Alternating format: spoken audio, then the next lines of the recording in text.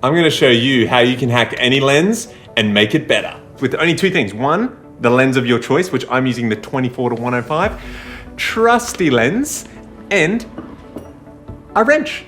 Now, all you need to do is, I saw this on TikTok and it worked so well, is you just got to get the aperture blades, there's a little thing under.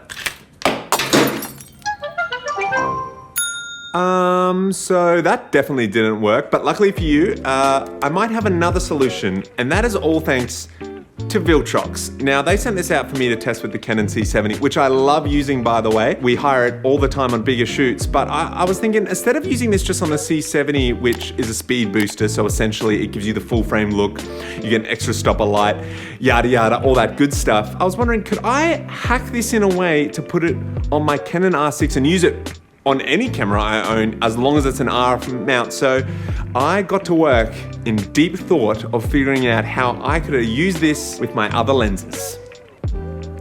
Well, not this lens, obviously, one that works. Like that's not gonna work, is it?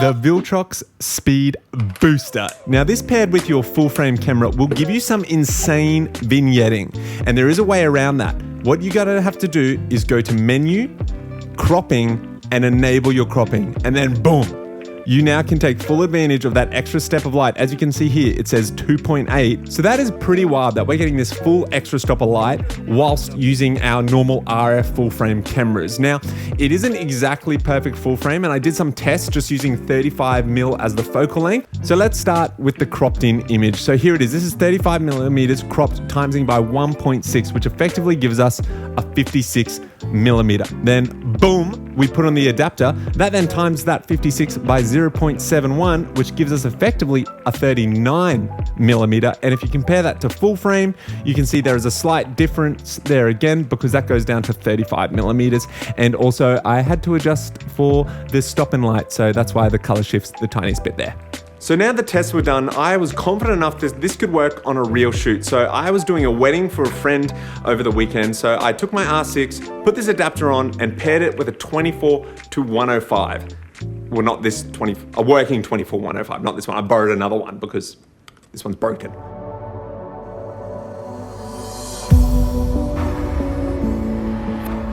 It worked tremendously. Having a 2.8 f-stop instead of a 4 f-stop was so useful, and the range and the wideness I could get to the close-in shots, it was just so versatile, and I could pick up quick reaction shots so much quicker than I could compared to having to swap lenses or switching to my 35mm, which is a 1.8. This was so much more useful. I will add something I didn't realize until I was at the shoot.